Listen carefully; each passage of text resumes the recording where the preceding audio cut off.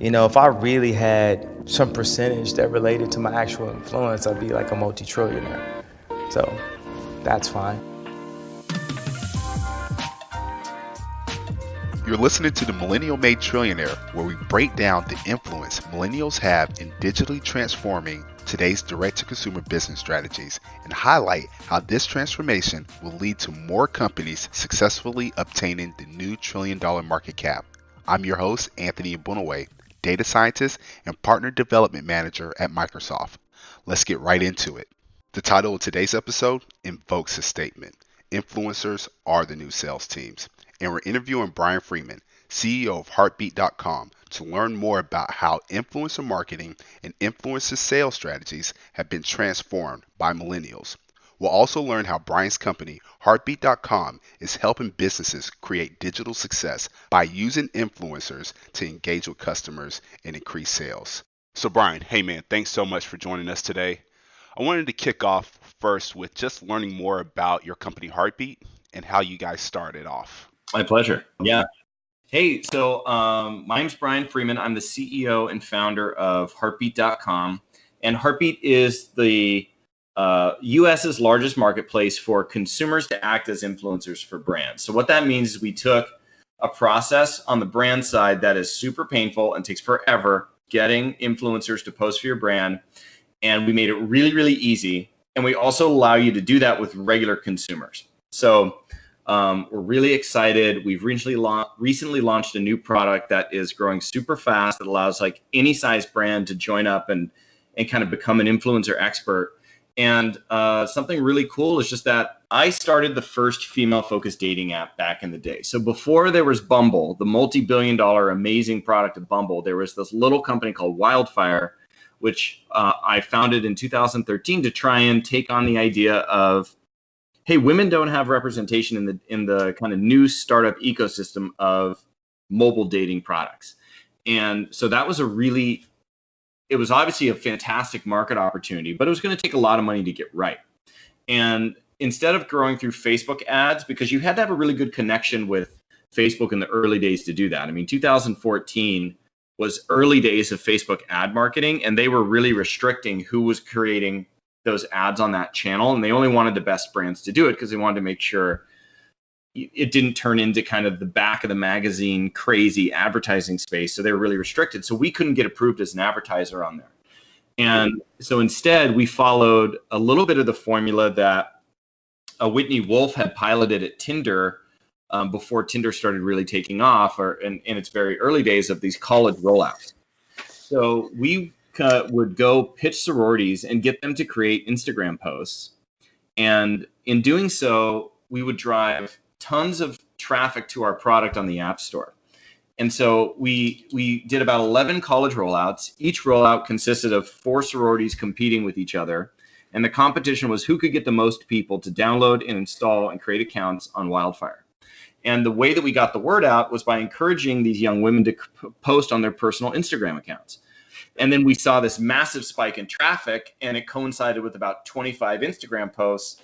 And we were like, holy crap, we've got something. And so we replicated that. We got really efficient at that. But unfortunately, Bumble came along in 2014, in December of 2014, and took all the wins out of my sales for fundraising. And, looking back on it, I think it's one of those things where in the moment, it feels like your world is over. But being where we are now, this is such an interesting business, and it can affect so many people positively. And there really wasn't going to be room for 2 female-focused dating apps to win. So I'm glad things worked out the way that they did. But in 2015, my other co-founders kind of went back to their other jobs. And I spent the next 6 months not wanting to give up the goose of, I knew there was something here. And so I started focusing on digitizing that college rollout program of getting people to post on Instagram. Hey, we'd like to take a second away from the episode and thank our sponsor, Carvana. Carvana allows you to buy or sell used cars online and save time without dealing with the middleman. This is a company with a great direct-to-consumer strategy, so check them out at Carvana.com. Now, back to our episode with Brian Freeman. Yeah, and by the end of that year, I had a couple brands that were working with me on having me kind of manage this for them through a process I kind of invented to make this whole thing work. And I met my co-founder in the beginning of 2016. She joined full-time by the end of Q1. And then we started fundraising for a new concept, which was, what about millions of regular people posting on behalf of brands? Now we've built that up and scaled that up to kind of a marketplace model. But that's how it all got, started. Yeah, that's such a great story. And really one of the main reasons why I wanted to talk to you, because my role as a business development manager at Microsoft is to help companies use data to digitally transform their B2B business models and really get them prepared for the fourth industrial revolution. So one of the key strategies I started highlighting like 4 years ago with these different executive boards was around investing in building an influencer relationship strategy. It really came to me in like 2016 when I learned about companies like Daniel Willington, the watch company that invested like 15K in influencers on Facebook and Instagram. And I believe they pulled in $220 million in just that year. So when I saw that, it was a key call out that this was not a fad, but rather a strategy. Yeah. What's so interesting is that in 2016 and 2017, the people who got that were startups. Other startups, small businesses, emerging direct-to-consumer brands, they totally understood. They're like, yep, I get it. Regular millennials want to post for brands. They're tagging brands on social. I could see this working. But as a company, we were still building out our systems, building out the scale of our audience, really understanding the workflows, and most of our tech wasn't there yet. It was a lot of kind of doing things by hand and learning as you go. And the big brands were like, I can't understand how this is going to not infringe upon my brand. And they were really worried about brand safety. So now most of our revenue is made up by the biggest companies in the world. I'm not allowed to say who they are, but imagine the largest everything store, it starts with an A, ends with an N. And then the biggest content producer on the planet that, has My Little Mermaid as like one of their assets. So like now they get it because the millennials became the influencers in their own organizations. And they know that the way to tell stories and the way to tell stories authentically is to have the real people who love your product telling that story. And that's what we've always been saying at Heartbeat. And in 2019 is when we really saw a lot of brands go, like the light bulb go off for them. And what the market calls this is nano influencers. Yeah. So before we get into why direct-to-consumer brands and large corporations are starting to add influencer marketing and sales strategies into their business plans, can you just educate us on what an influencer is from a digital perspective? Yeah. And there are multiple tiers of influencers. You've got nano influencers, which is like a regular person with an audience that's mostly organic. That's their friends from high school, friends from college, friends from work. Then you've got micro influencers, which are one step up from that. That can be anywhere, and the definition's murky. It's anywhere from like 5,000 to maybe 100,000 followers is a micro influencer. And so that kind of murkiness is what's making life so miserable for all those influencer managers out there. But then you've got the macro influencer, and those are people you would recognize by name as a person who is in their target audience. That's that's a Kylie Jenner, that's a celebrity musician or sports star, athlete, or somebody on TV or movies. Those are macro, and each one of them has a different price point, and each one of them has a different purpose and a different level of complexity to get working for you. So Brian, thank you so much for that answer. I just wanted to make sure our listeners had a good understanding of what the definition of an influencer from a digital perspective is. So going back to my question, why are companies finally getting influencers incorporated into their strategy? This is a model that millennials have been really known for the past, 5 to 10 years? Yeah, and this is such an interesting question because there's all these forces at work behind the scenes. Everyone's on Instagram. You're on Instagram, I'm on Instagram, and we don't know anybody who's not. And whether they have 5 followers or like 5,000, maybe they're just a lurker, or maybe they're posting on their story like 12 times a day, but everybody's there. That's the new Facebook. There's nobody without an Instagram account that represents any economic sector of interest to brands targeting millennials in the United States. Facebook prices on a bidding model. So the more people spending money, the higher the cost. And because everybody's on Instagram, it's different than Google, where Google has an unlimited amount of impressions that they can show you. because the ads show up in the search results. Well, on Instagram, those ads show up right in the middle of all the other stuff you're trying to see. And the more ads that they show, the worse the experience gets. And they want to protect that experience. They want to make it amazing. They want you to feel that the ads are contextual to you. They want you to feel like you're getting something of value, that you're not just being spammed with banner ads. So that means you've got really limited inventory of ad space, which means the costs are going up. So Facebook's a good stock. I mean, I'm not a stock analyst, but they're sucking up all the advertising spend for brands that have Shopify accounts selling to millennials. So you have a perfect storm of a new category that has to emerge to release some of that pent up demand. And influencers were right there on the same platform with a desire to make money. And so in 2018, you saw the first explosion into influencer buying at the micro category, and all of these new influencer marketing managers at these amazing new or emerging direct consumer products. And you had a ton of venture capital flow into the market at the same time.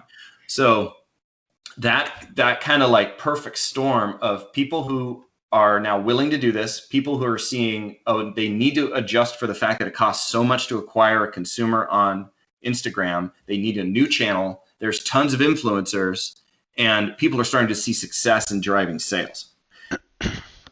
So you started to break up there, but it sounded like you were saying customer acquisition started to become more expensive through ads on these channels. So companies saw the cost savings and the scalability influencers brought to these channels? Yeah. Okay. Which gives validity to these Gartner data points saying 85% of marketers use influencer marketing strategies, and 90% of them saying they're the most effective form of marketing. And I believe 60% are saying they're going to increase their spend on influencer marketing next year. So yeah, and that makes sense from a business consumer aspect, but for companies that I work with from a B2B perspective, I share the same sentiments, but I kind of augment it within investment or cost savings from advertisement to cost savings in overhead for sales individuals. And I talk about how influencers can actually play as a frontline seller from a digital perspective. So I want to hear your perspective on how B2B companies can incorporate this strategy along with extracting the value of digital influence. Yeah, and it's a really interesting concept. So think about, first, let's call an influencer anybody who's creating content on Instagram on behalf of a brand. So whether you're a nano or a macro or a micro or whatever, the best way to work with influencers is to tell them what you're trying to accomplish and let them become the creative director for their audience, to kind of create some guardrails of brand safety, but let them kind of go and tell that story. So in that way, influencers are actually now starting to drive thinking internally at brands, because that person, fundamentally, they're a human being, they're a consumer in some way. And they happen to know an audience really well. That's how they built it on Instagram. So being an influencer and being engaged with brands, whether that's a nano influencer and you're part of a team of 500, or you're a macro influencer and it's just you, or you're a micro influencer, you're a team of 20 or something doing a campaign, you now have direct access to somebody inside of a building who's trying to make decisions and trying to make a better product. And they're listening. They're listening to that feedback. Like, hey, the way those pants are shaped doesn't work for people of this size. Or hey, the shirt arrived and the tag was like driving me nuts. Like that's feedback that's outside of the like Twitter kind of ranting sphere or the customer service layer that can go directly to the marketing team and sometimes make it straight to the product team. And so you get somebody who kind of now feels more like an internal part of your team, somebody who's telling your story, selling to their audiences, and also providing feedback to you as a brand manager or a marketer or whoever that you can take to and make your product better without spending billions of dollars or millions of dollars on advertising first. So I think what we're starting to see is, just like everything with technology, you see this kind of advancements of things that weren't necessarily there on the surface, but because technology is there, they become enabled, which is that not only are these people an advertising channel, but they're a life cycle development channel. They're a way to make products better. And I think that that's a super interesting kind of unintended consequence of working with, people who are real consumers. Yeah, I love it. and that's super interesting and a key call out to the value influencers can bring into a company. But I really want to double tap here and have you elaborate more on the strategy of incorporating influencers into your sales motion or into a company's sales motion and the ROI it can drive. Because as a data scientist, I know measuring influence is totally different. And, most traditional executives within organizations today are not familiar with how to track or how to measure the ROI with influencers. So, could you give us some tips around, the effectiveness of tracking ROI? Yeah. So a lot of it's manual right now. We've got some solutions there, and ours are getting even better. But I think this brings up an interesting concept around Shopify. I was talking with one of their, so Shopify does about $42 billion a year in gross volume. And what's crazy though is 80% of that value comes from only Shopify Plus customers. So that's, I don't know if these guys use it, but it would be like one of those really well-funded, like an Allbirds or a Movement Watches, or like one of those really quality direct-to-consumer brands. Those guys are driving the majority of the revenue through Shopify. And also all those companies use influencers. And the way that they do that is they generate promo codes for those influencers and then give those influencers a kickback for every sale that they do. And that's more to your point about these influencers being salespeople. That's the new affiliate model. And in the old days, that was tracked through Blue Ocean or one of those major affiliate networks. And now that's being done and managed directly by the brand through promo code usage. And those influencers are given a small, or they're giving some kind of like staple fee for doing the post, and then an incentive of essentially rev share in exchange for getting people to buy the product. And it's got usually a time gave about 2 weeks on it so that the promo code don't end up in honey or something like that. So some brands are seeing mountains of ROI through influencers, but it's hard. Like you've got to do a lot of testing and you've got to really understand your audience and what they're looking for. And the fact is that you do get sales out of it, but you could spend $10,000 on somebody and have it generate 10 sales, or that $10,000 could be 100,000 in sales. And there are some things that you've got to kind of like generally understand: engagement, past success of performance from that influencer, and then what their audience motivation is really all about. And one of the things that nano influencers provide you is that usually the cost per post is significantly less, by like about 90%. So if you can scale a program out there, you can test a lot of different messages, and then by tracking through promo codes, see what works. I mean, it's not dissimilar to Facebook ads. It's just more work. Okay, so you're saying that the probability of sales is really tied to a lot of different variables, which scares a lot of these traditional executives and is really a huge risk to a lot of these companies that don't have a good amount of first-party data. So what would you say, without that, how can a company find out what their customer truly wants from an influencer? Especially these listeners today that are just learning about digital influencers, or even that more traditional CEO that hasn't really engaged their customer in a while. So that's an interesting particular, like specific example of like that older kind of, we're picturing that older CEO that's out of touch with his or her audience. The brands who are extremely good at this are the multi-billion-dollar businesses that have some consumer-facing element. Microsoft has a ton of ways to capture first-party data from people, from their Microsoft account to the way they behave on Xbox to you name it. But they're also building a gigantic library of data on every single user who signs up. That if you log on to some other platform without one of those onboarding experiences, they don't have that data, and they've got to try and buy it from somewhere or just guess. First thing I'd recommend that person do is actually talk to some of their customers directly, because that always helps. But the way to do that is to empower your employees who are younger, who are more in touch with this kind of channel, and to really, really listen to what they have to say. And then when you're talking to that influencer, to ask their advice. Don't treat them like, like some front of the line worker that you don't want to hear what their thoughts are and like just punch the cash register. Like you really should take the time to say, just tell me what's worked in the past, what's worked for you. Here are our objectives. What would you suggest? And then record that somewhere. So it's not like a one-off thing that you can't reference in the past. And then, and so that's what we see working. I mean, we've created now over 100,000 pieces of unique content. So 100,000 individual sponsored posts on Instagram. And which is, as far as we know, way more than any other company.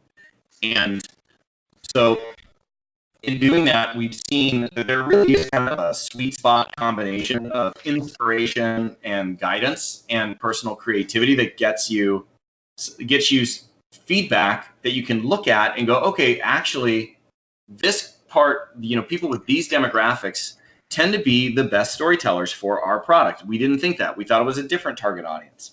So it's about guessing, doing a little bit of educated guessing, and constantly pulling feedback out of your audience through surveys, through asking people to answer things on Instagram, through having an engaging email experience, post-sale that offers people opportunities for feedback, and kind of taking all those points of contact in and trying to kind of read those tea leaves and get a sense for who's saying what and why. Yeah, I would say that's really on point, because it's really about the conversations you're having with your customers and the insights that you're able to pull from them, in picking the right influencer. Because what you're saying from a nano perspective is that it's a little bit of exploration and exploitation, to really be able to scale and explore many influencers before discovering the right one or the few that you can really double down on. So I really like that insight. I mean, for example, when I think back, there was an instance where I was working with a partner on really trying to identify the right influencer. And what we did is we posed a question to the customers like, what publication do you consume? And that was tremendous as far as the insight we were able to get as far as like what type of content these customers really draw to. And also helped us to identify, what influencer we wanted to work with because of the type of content that really matched with that publication.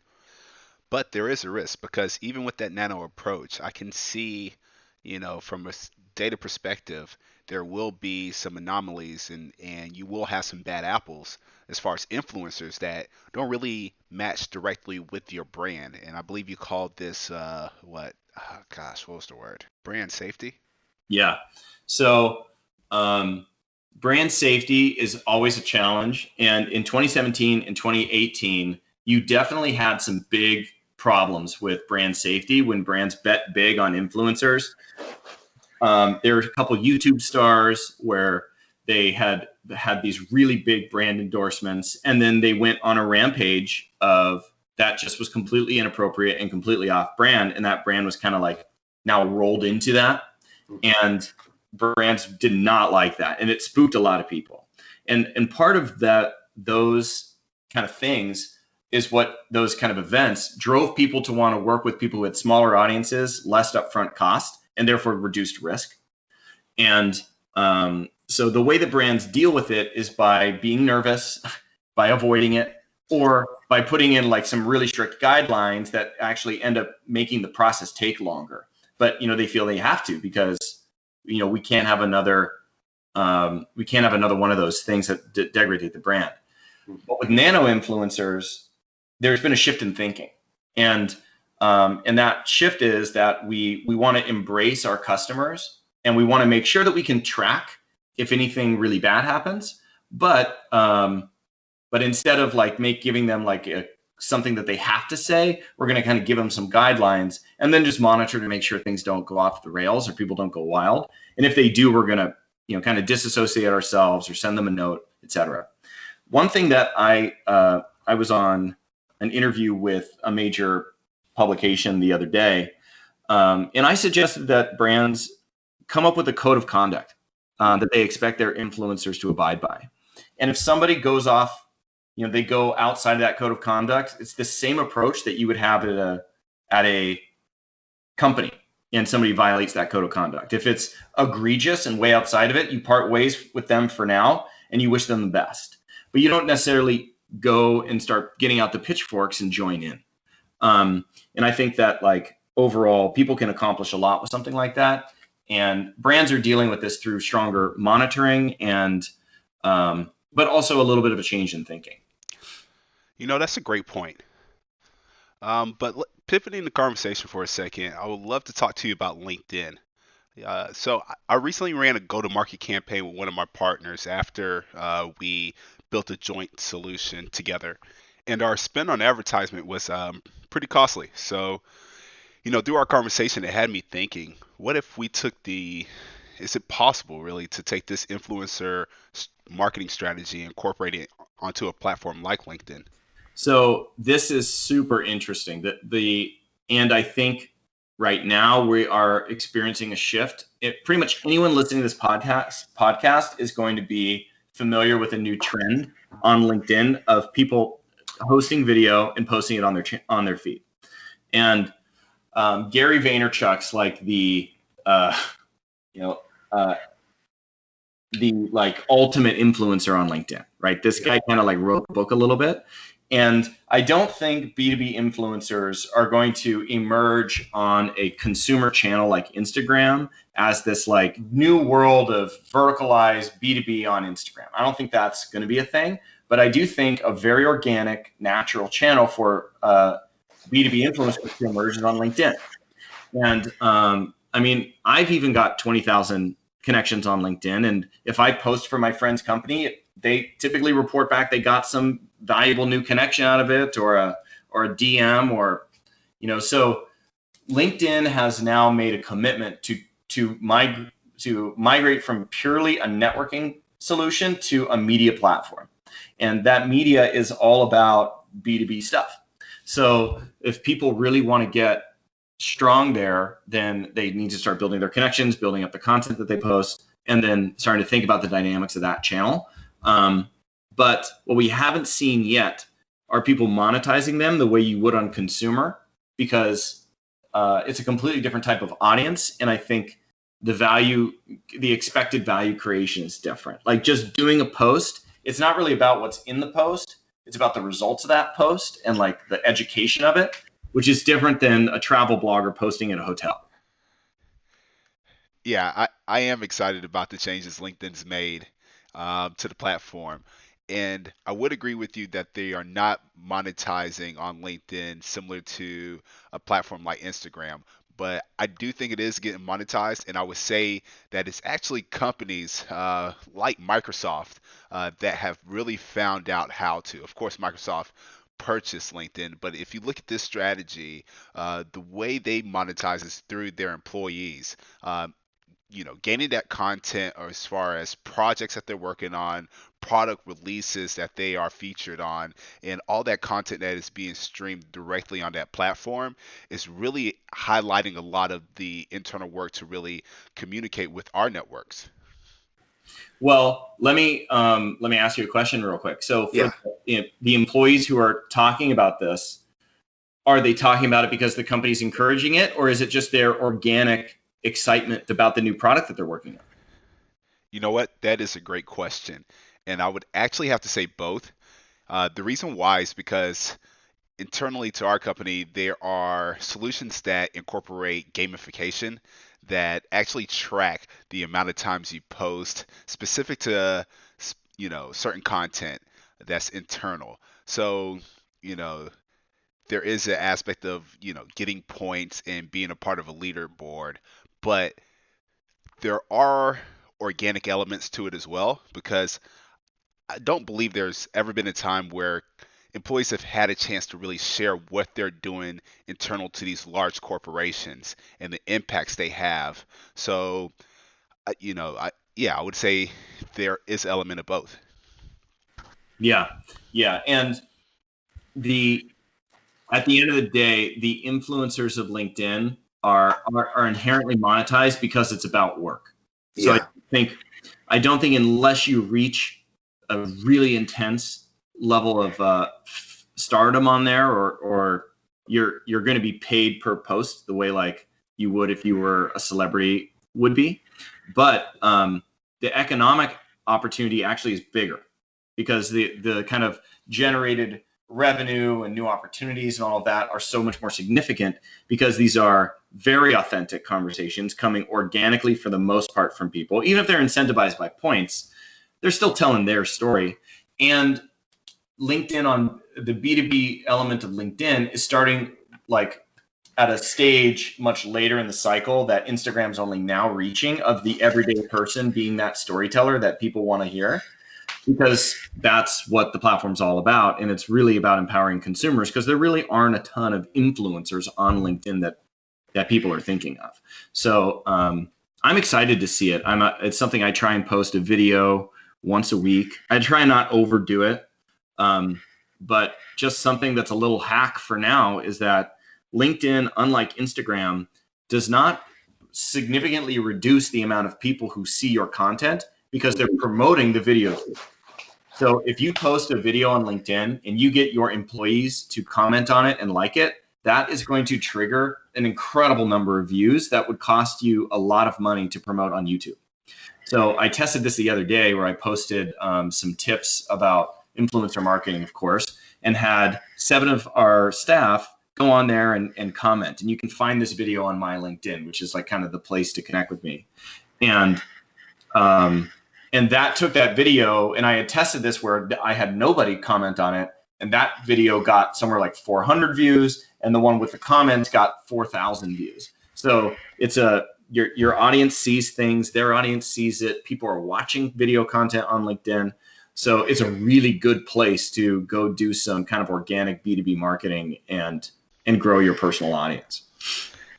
Man, this is a really great conversation, and I know we're getting close to time. So I do have a couple more questions, and one of them is really around, we talked a lot about how can a company find an influencer, but I also want to ask you, how should a influencer find the right company? How do they identify the right platform to spend their time on so that they can be found by a company or even have a company find them?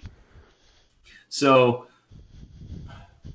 yeah, and I'm trying to so if you take TikTok, for example, it starts with a vehicle that allows that influencer to get out of it what they're looking for to be fulfilled. And on a consumer channel, that usually means views, comments, likes, essentially fulfilling some desire for vanity of some kind. They want to feel rewarded. They want to feel engaged with their audience. On LinkedIn, it's a little bit different because you're not coming to LinkedIn for the first time to build an audience and become a lip sync superstar like you would be on TikTok. But every post you do actually pushes your career. So in some ways, it's the ultimate opportunity for regular everyday business people to become influential about something, because you don't have to be able to take fantastic photography, and you just need to find something that you're passionate about that you also are qualified to speak on, and then kind of continuously share new insights on that message. Okay, I can appreciate that, because it sounds like you're saying no matter if it's B2B or even B2C, it really depends on you finding a platform that really speaks to your passion or even your expertise while creating and sharing content that connects to a specific audience. Okay, so we're at the last question of the interview, and I really want to know your opinion on the future of influencers, specifically when we're looking at this nano approach and everyone becomes an influencer or everyone is looking to be an influencer. Just want to hear your perspective on what the future looks like. So I see it going in kind of a combination of, and just bear with me on this, the world of affiliate marketing, the world of multi-level marketing, and then kind of just, the world of influencer that we have today. And what that is going to do is give what millennials and Gen Z are used to are new economic opportunities for things that originally appeared mundane.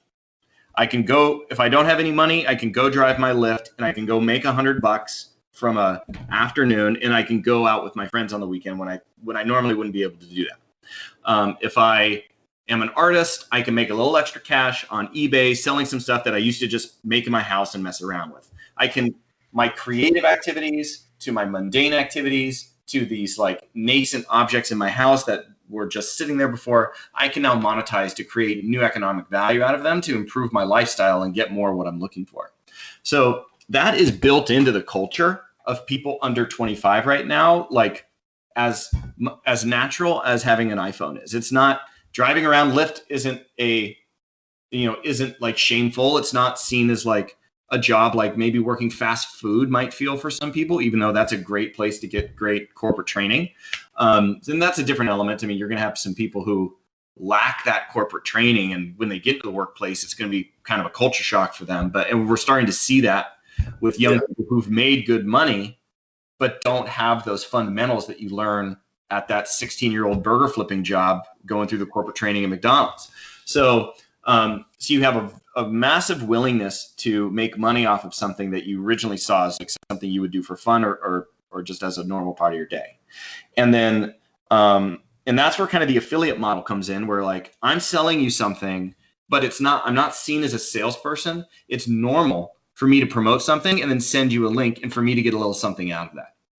And companies can tap into the loyalty and the desire for people to be personal influencers amongst their friends while reducing their own overhead and transaction cost by having less sellers on staff, by taking advantage of that natural back and forth between two people, but having a tracking mechanism to monetize it. And that's the kind of multi-level marketing thing where people make money off of their friends. And right now, if you're thinking of Avon, well, that doesn't necessarily have the strongest connotation for the everyday person or the Cutco knives company, but it sure does for the people at the top. I mean, those guys are loving it because they're making tons of cash. But so if we can, I think the new generation is going to come with a lot less stigma about having transactional revenue that's coming into their pocket off of something that was, telling your friends about something cool to buy. And the business that gets really good at making that fun, simple, safe, and like cool for this Generation Z and the young millennials is going to do really, really well. And so that's kind of what I see as the future of influencer marketing. You'll still have Kylie Jenner, who's got way more engagement and way more followers than everybody else. I mean, you're always going to have those people, and those people are going to be making tons of money off of that. But everyday people are going to have a gateway to seeing some kind of economic value creation out of the interactions that right now feel mundane and are happening on social organically, tagging companies in your posts, sharing things with friends, et cetera, et cetera. And I see that it being highly democratized with a million times more influencers than there are today. Yeah, that's a great answer and a great way to end this podcast. So, Brian, thank you so much for joining us today. I really enjoyed our conversation, and tell the people how they can get in contact with you and your company, Heartbeat. So the best way to engage with me personally is to look up Brian M as in Michael Freeman on LinkedIn, and just hit me up on there. I try and respond to as many of the DMs I get, and I'm super active, so that's for sure the best place to engage with me personally. And then the company, we're just heartbeat.com. Send us a note, info@heartbeat.com, and we can set up a demo. Or if you're somebody who's trying to become an ambassador and work with brands, I just look up Heartbeat Ambassadors on the App Store on iOS or Android. Will pop up, and get on there and start your journey.